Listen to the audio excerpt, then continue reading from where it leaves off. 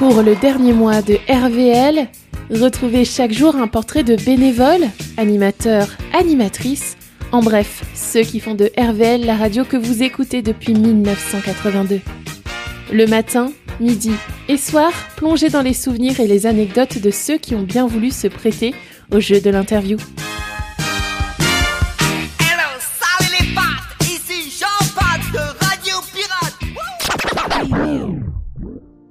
Je m'appelle Yves et donc je fais une émission avec ma femme depuis quelques années maintenant. On fait une émission mensuelle, donc d'une heure tous les samedis. L'émission, c'est Musique à deux. On choisit un thème par émission et qui nous permet de choisir des musiques par rapport à ces thèmes-là, quoi. On fait des recherches, par Internet nous aide beaucoup. On fait un peu à la maison du brainstorming de façon à trouver des musiques qui correspondent à nos thèmes, en fait.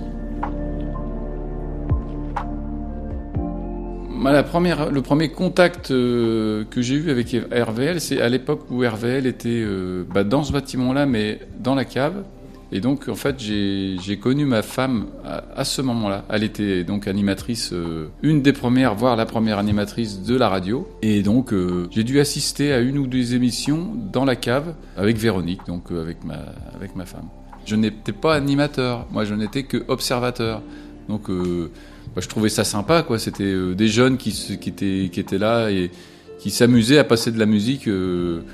C'était la liberté un peu, quoi, et quelque chose de nouveau pour moi, en fait. Moi, je connaissais pas du tout ce domaine-là et j'avais pas vraiment d'intérêt pour ça, en fait.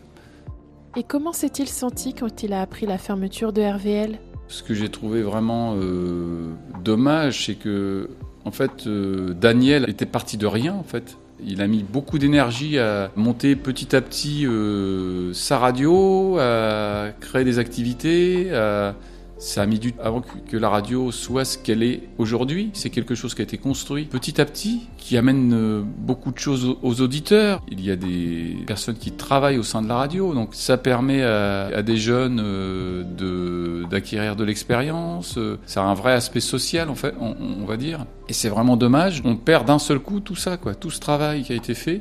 C'est ça qui me désole le plus, en fait. Ce qui m'a marqué avec RVL, c'est que je n'ai pas d'autre exemple de radio où il y a une telle diversité dans la proposition. C'est-à-dire qu'on a des gens qui proposent du jazz.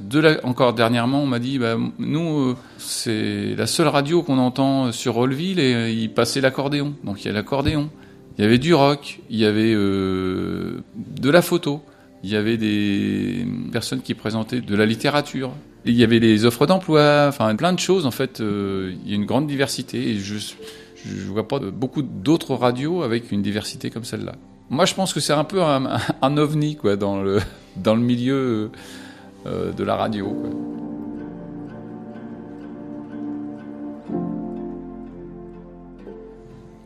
Évidemment, je suis désolé pour les personnes qui travaillaient pour la radio, mais je pense que ce qui est bien quand même, c'est qu'il y a quand même quelques personnes qui ont pu bénéficier justement de la formation qu'ils ont pu avoir au sein de la radio. Et donc, j'espère qu'ils pourront trouver une autre famille ailleurs avec tant de gentillesse et de bienveillance envers eux, quoi. Voilà.